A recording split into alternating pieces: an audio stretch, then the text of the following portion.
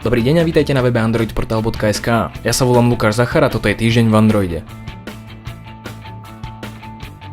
Vítajte v novom formáte Týždňa v Androide, kde v relatívne krátkom videu zhrniem všetko, čo by ste ako správni fanúšikovia Androida mali vedieť, aby ste zostali v obraze. Keďže sa celý týždeň niesol v znamení Nexusu, tak mu venujem celú epizódu, verím, že sa nájde veľa ľudí, ktorí premýšľajú o kúpe minimálne jedného zariadenia z najnovšieho výberu, vrátane mňa.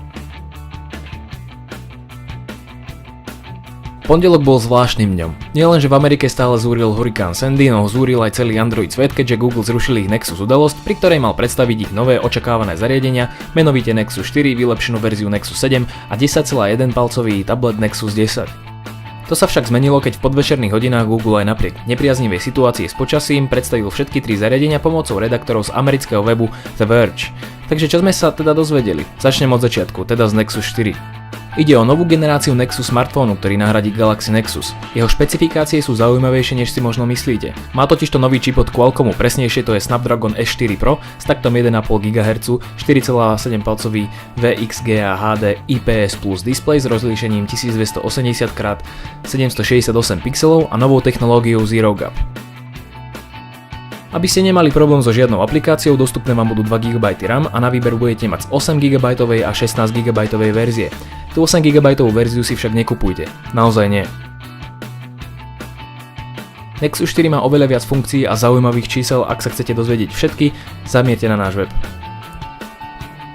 Pridávať sa začne už 13. novembra a to je už budúci útorok, takže ak máte známych v Anglicku či Nemecku, alebo nebodaj vo Francúzsku, neváhajte, ak hľadáte zariadenie za cenu okolo 300 €, lepší smartfón nenájdete. Jedným škandálom sa však stáva situácia, pri ktorej chce LG predávať nový Nexus 4 mimo Play Store za cenu okolo 600 €, čo je už priveľa, takže ak to pôjde do situácií, keď sa na Slovensku nebude dať kúpiť lacnejšie, kúpte si ho zo zahraničia, poprípade hľadajte alternatívy. Nexus 7 preskočím, pretože ide len o verziu s väčšou kapacitou a možnosťou mobilného internetu, takže o niečo, čo tam malo byť už dávno. Na budúce si Google môže robiť s ich 8 GB variantou tabletu srandu z niekoho iného, my im na to nenaletíme. Veľkým očakávaním a v podstate aj prekvapením však bolo predstavenie Nexus 10.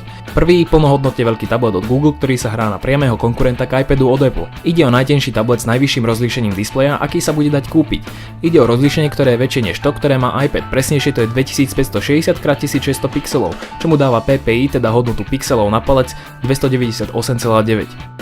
Aby som to uviedol do perspektívy, ľudské oko dokáže zistiť rozdiel len pod 300 PPI. Čo sa týka ďalších špecifikácií, tak novinkou je aj jeho čip, ktorý je nový Exynos 5 Dual od Samsungu. V prvých benchmarkových testoch sa mu darilo aj nedarilo, my sme to momentálne zhodnotili na remízu s iPadom, no je nutné skonštatovať, že tie testy neboli robené pod finálnou verziou hardvéru či softvéru. O slušný výkon sa stará aj štvorjadrová GPU, teda grafika s označením Mali T604, ktorá je podľa testov dvakrát výkonnejšia než Mali 400 MP4, ktorú má Samsung Galaxy S3. V tablete okrem toho nájdete 2 GB RAM, čo znamená, že o výkon sa nebudete musieť báť.